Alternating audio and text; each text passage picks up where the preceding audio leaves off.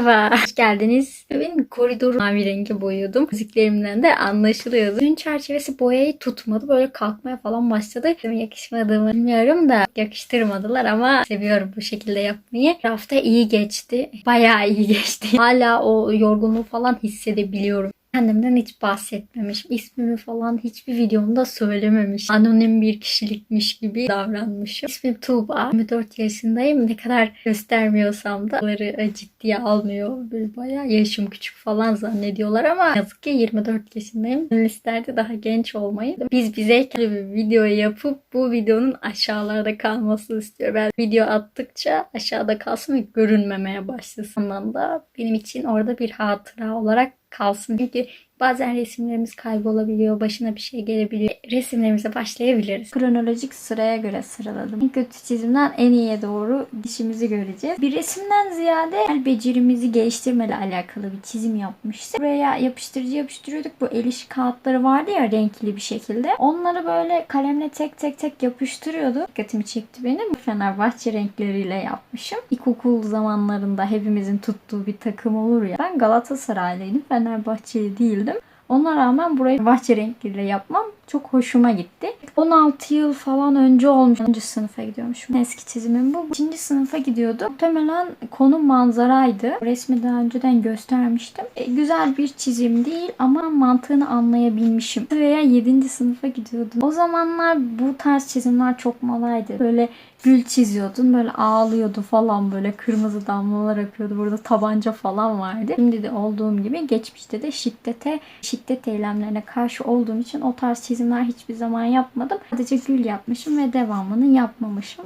Burada benim en sevmediğim şeyi yapmışım. Çizdiğinde kenarını böyle tamamen belirgin tek bir çizgiyle belli etmemek gerekiyor. Ama zamanında ben de o hataları yapmışım. O yollardan ben de geçmişim. 7. sınıfa gidiyorum. Defterimizi ve kitaplarımızı kaplıyorduk. Çoğumuz şeffaf istiyorduk. Çoğumuz renkli falan istiyorduk işte. Çiçekli böcekli böyle daha ders çalışmama iten kaplamalar tercih ediyordum. Defterimin kabındaki çiçeklere bakarak bunları çizmiştim. Çizimden benim arkadaşlarımda çok var. Çünkü hep çizdikçe arkadaşlarıma veriyordum. Sadece resim yapmak değil de bu tarz şeylerle ilgilenmek, el becerinizi geliştirmek, elinizi güçlendirmek için başka tarzda çizimler de yapabilirsiniz ya da çalışmalar yapabilirsiniz. 7. sınıfa giderken yine bir dersimizde alüminyum levha ile yaptığım çizim. Hoca bize bunu bu şekilde gösterdi. Önce ön taraftan çizeceğiz. Kenarları belirginleştireceğiz. Arka taraftan da kalemle bitirerek bu kabarcıkları oluşturacağız. Ben yapraklarını yaptım. Hoca dedi ki hayır o güzel olmadı vesaire böyle. Benim yaptığım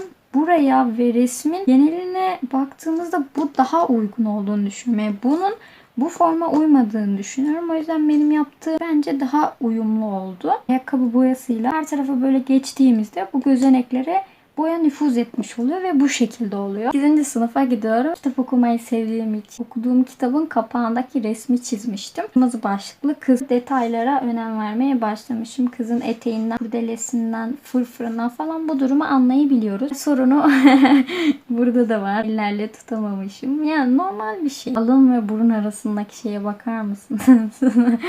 Alın açıklığı çok komik durumda. Çiçekli kızın burnunu denk getirebilmişim en azından. Onu yapabilmişim. Göze bakar mısınız? Yan bakmıyor ama yan bakıyor gibi böyle. Sen bana bakıyorsun. Kırmızı başlıklı kız tüm sorunlarla mücadele ediyor ya. Kurtla falan. Gözünün her tarafta olması gerekiyor. Etraftan kurt geliyor mu falan filan böyle bana doğru bakmış. Çok tatlı bir çizim yani. Ben onu çok beğeniyorum. Çok da seviyorum. Görsel sanatlar. Konu serbest çalışma. 2010-2011 yılındaymış. Görsel sanatlar serbest çalışma.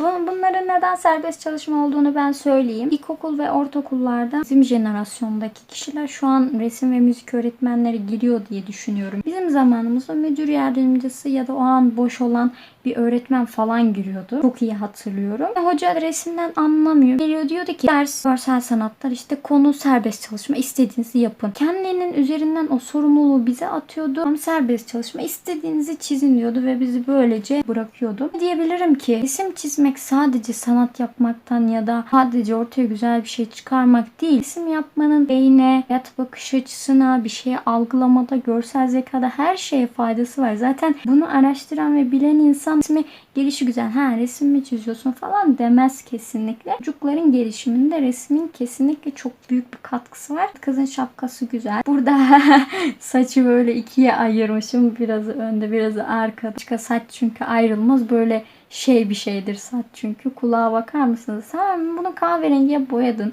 Yine gölgelendirme yapmaya çalışmışım. Saçları burada boyarken neden burada boyamadın ki? Burada bir göz sorunu var. Yine az önceki kırmızı başlıklı kızımızdaki akma mevzusu var.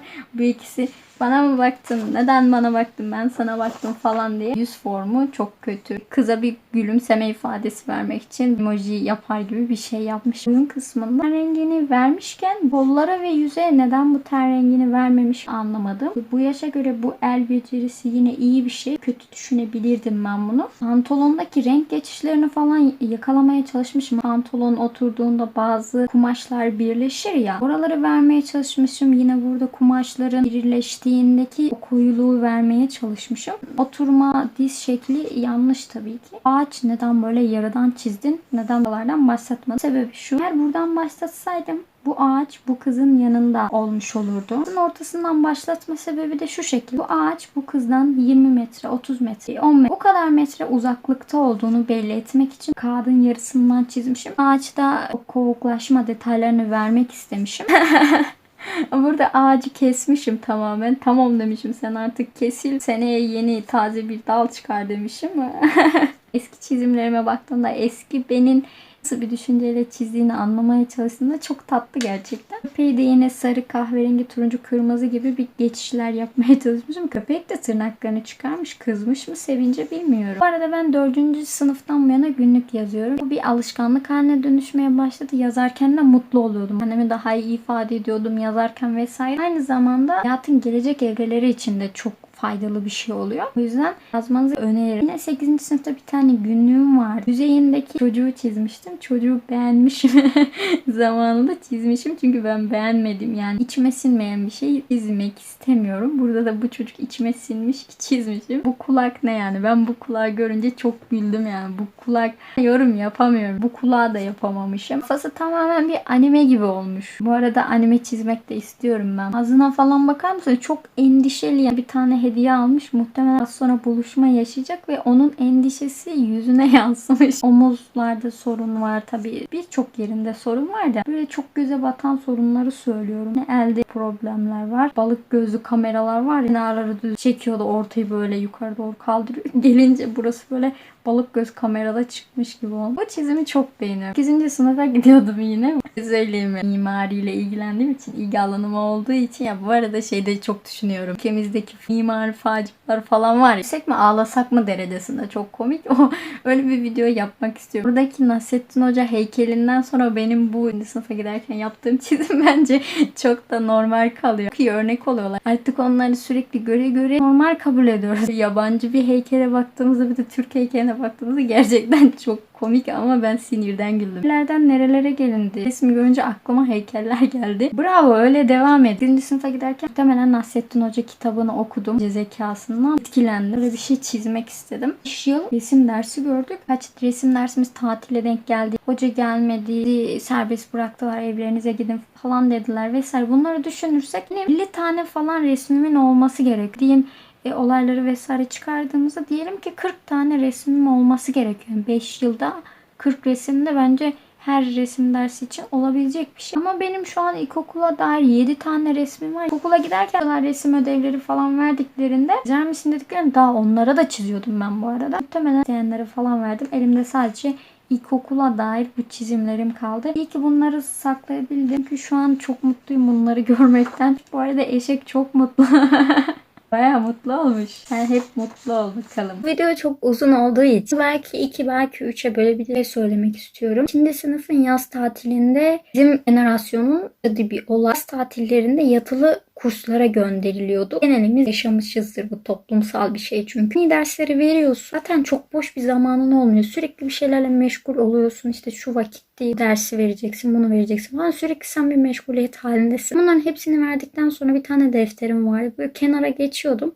Moda tasarımsal çizimler çiziyordum. Bir manken kız ve onun üzerine elbiseler çiziyordum. Modayla falan da çok ilgileniyordum da çizimleri falan yapıyordum. Derslerimi falan verdikten sonra geçiyordum kenara, çizim yapıyordum. Her ortamda bir tane gizli ajan gibi birisi olur ya. Bundan dolapları vesaire. Yani nereden öğreniyor, nasıl yapıyor bilmiyorum. Bu kişilerin ben herkes arasının iyi olduğunu düşündüğümüz, hiç beklemediğimiz kişilerden çıktığını düşünüyorum ki hepimizin hayatında da öyle olmuştur. Gidip hocaya söyleyenler onlar oluyor. Bir de tak bir anda hocayı başımda görüyorum. Defterimi elimden alıyor. Bütün çizimlerimi elimden alıyor ve yaktılar mı? Çöpe mi attılar? Öyle bir şey çöpe atmazlar. Çünkü bir şekilde bulabileceğimizi de düşünüyor olabilirler. Bilmiyorum. Bir anda çizimlerim elimden alındı. Çizim yapmak yasak. İşte burada çizemezsin. Bir daha çizdiğini görmeyeceğim falan diye. Bir daha zaten o korkuyla de çizmedim. Onun haricinde hep okullarda çizdim. Ben aslında saygı ve korkmak arasındaki bağlantıyı küçükken kuramadım. Saygı duymalıymışım. Onlar benden büyük. Korkmuşum onlardan aslında. Ben saygı ve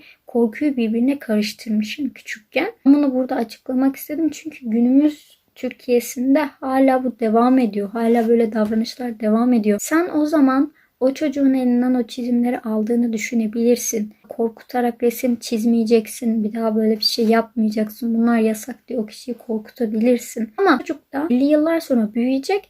Onun da kendi düşüncesi, onun da kendi duygularını ifade edebileceği ortamlar oluşacak. O çocuk fırsatı bulduğunda yine istediği şeylere dönüş yapacak. Yani sen o kişi sadece zamanını kaybettirmiş oluyorsun. Siz zannediyor musunuz? Oh ne güzel korkuttum. Bundan sonra yapmaz bunu. Bir daha böyle bir şey yapmaz da düşünmez de falan diye düşünüyor olabilirsiniz. Sizin zihniyetinizle alakalı bir şey. Çocuk büyüdüğünde hem dini açıdan hem de bize bakış açısından hem de bu bir travma olarak da kalıyor. Bunu yaparsam kızarlar falan diye hep aklında kalabilecek bir duruma da geliyor. Diyor buraya atıyorum. Bilmiyorum belki yıllarca burada kalacak. Çocukların önüne engeller koymayın. Sonra o çocuk büyüyünce sizle arasına mutlaka engel koyar. Söylemek istedim. Çünkü bu durumu yaşadığım için daha devamında da birçok bu şekilde şeyler yaşadığım için burası herkese açık bir platform. Sadece üstünkörü bundan bahsetmek istedim. Daha detaylarına girmek istemedim. Çünkü bugün bunu söylüyorsun. Yarın